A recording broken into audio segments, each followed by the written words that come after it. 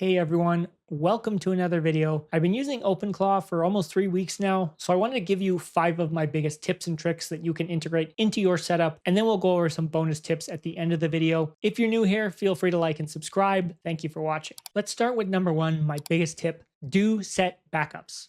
I can't stress this enough. I recommend you get your agent to push a GitHub update for you every night. Set up a GitHub for it, give it access, and it can just run this for you. If you're not familiar with GitHub, it's a good time to learn. But the other thing I did is I got my agent to build me a how to restore backups for dummy file. Whether it loses something, my whole laptop explodes, whatever, it's got a couple different situations and it tells me step by step exactly how I restore it. I got it to save it to the desktop, and then I copied a file over to a hard drive that's not attached to my laptop. That probably should be in the cloud, but that's another story. But I have GitHub. You can use Google Drive, you can use Dropbox, whatever you want. You can serve your backups to a hard drive, but make sure you do it regularly, because this leads me into number two. Do not trust your OpenClaw agent to do everything for you.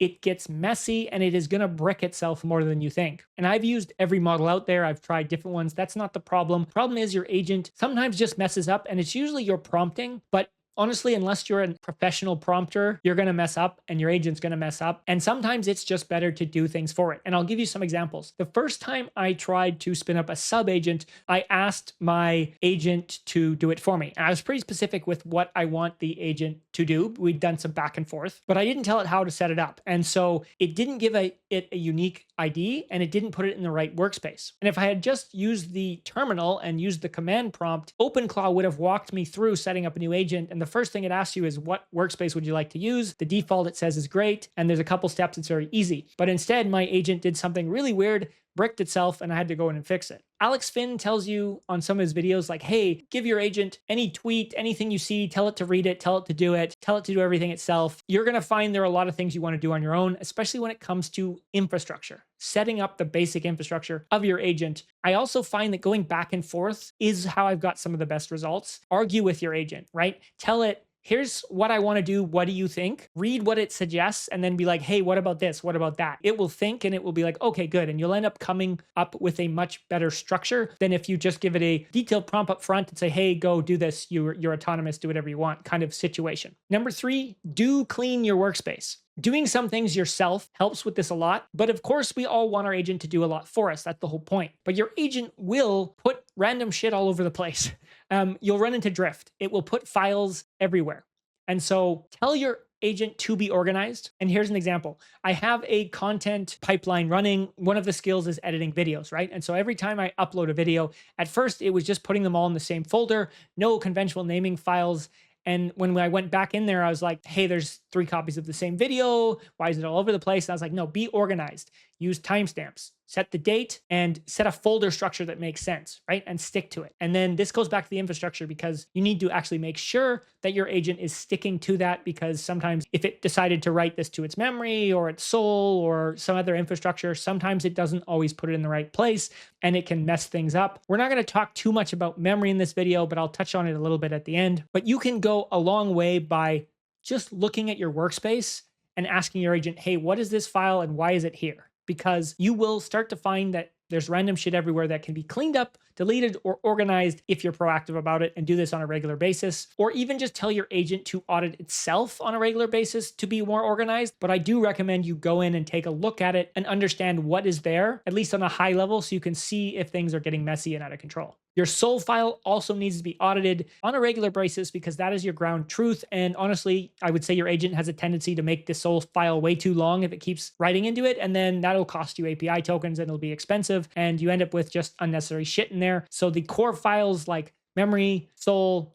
audit those on a regular basis as well with your agent. Don't just do them yourself, so you can better optimize. And that brings me into a quick number 4. Do read the documents, know what is in those folders, know what your soul file is, know what your MD file is, and regularly update your agent. That's a big security issue, because there are so many ways people are trying to infiltrate your agent if it's connected to all your files, if it's connected to the internet. And so staying up to date is very important. You can do that by just checking the docs for the latest version once in a while. Ask your agent what the latest version is, or even just getting alerts on Twitter and then telling your agent to update every time there's a new one. Once again, backing up before you do that is also not a bad idea in case your agent bricks itself. Learn some of the basic prompts. Don't skip going to the doctor. OpenClaw doctor can usually tell you what's wrong. Maybe there's an extra comma in your JSON and you can fix it very quickly when your agent bricks itself or when you're doing something and you brick your agent by accident. I know everyone hates reading, but it's very useful to understand the basics. And finally, number 5, don't be afraid to experiment and try new things.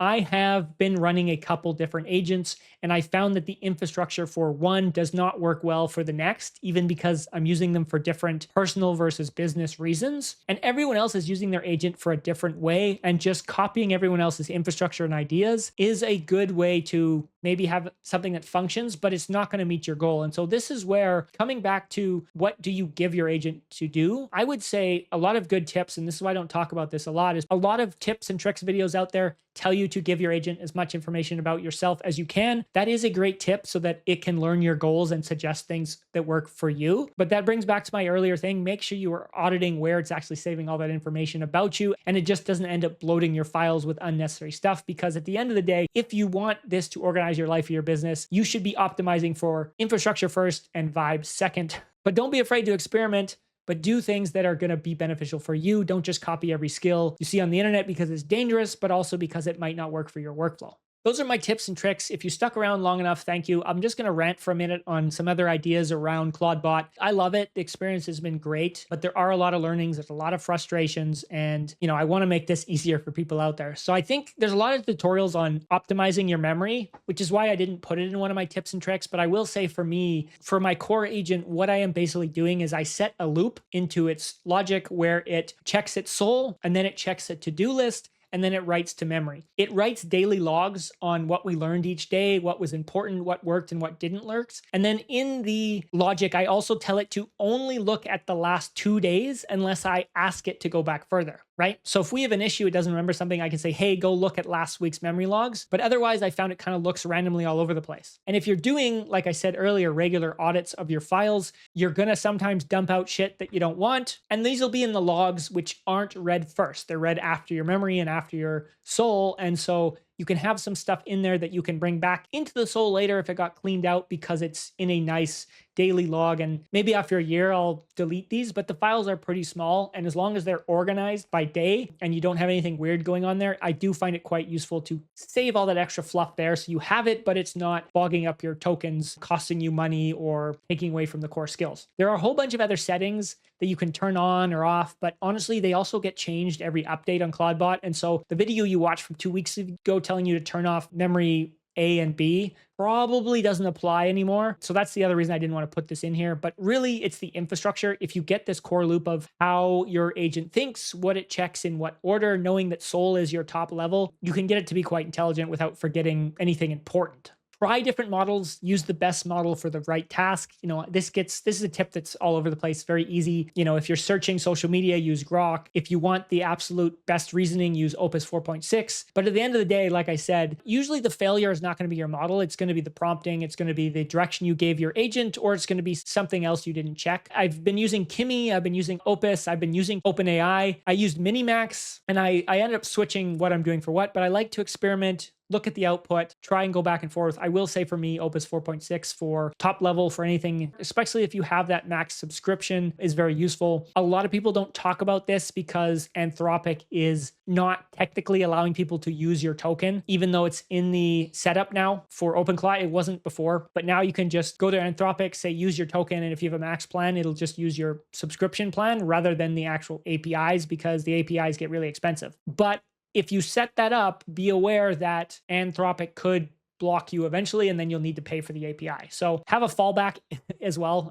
That's another thing. Like, don't ever stick to one agent. On all your tasks, have some fallback of a cheap or a different model. I would really recommend, like, even just put $10 into OpenAI and be like, hey, chat GPT 3.0 or whatever is my fallback. So that if something fails, your agent just can't message you because it has no tokens. It can at least like finish what it was doing. And you can put alerts in for this. Oh, hey, we're past our Anthropic limit, so I switched to ChatGPT. Here's the output. Having that kind of backup is fine. Otherwise, one thing I will say as you're debugging, probably a very common one is running out of tokens. If you're using API, running into API calls and just 401 erroring, and your agent not telling you that because it just times out, and then you don't understand why it didn't finish what you asked it to do, usually because you ran out of money or you overused your subscription or stuff like that. So having a couple backups in there is very useful. And don't blame the model, because usually Honestly, like even on Opus 4.6, my agent has bricked itself more than once. So that's not the problem. The problem is usually you, or in this case, me, not giving it the best, amazing, most prompt that I could have. But the point of the agent is trying to have fun with it and being a little more vague, telling it what it thinks we should do. But you need to be aware the more you do that, the more you're going to have to debug. Other than that, not too much to add. I've ranted on enough. If you like this video, please let me know down below. If you want any specific questions answered, I'll help you answer them. If I can, leave them in the comments, and I'll see you again soon.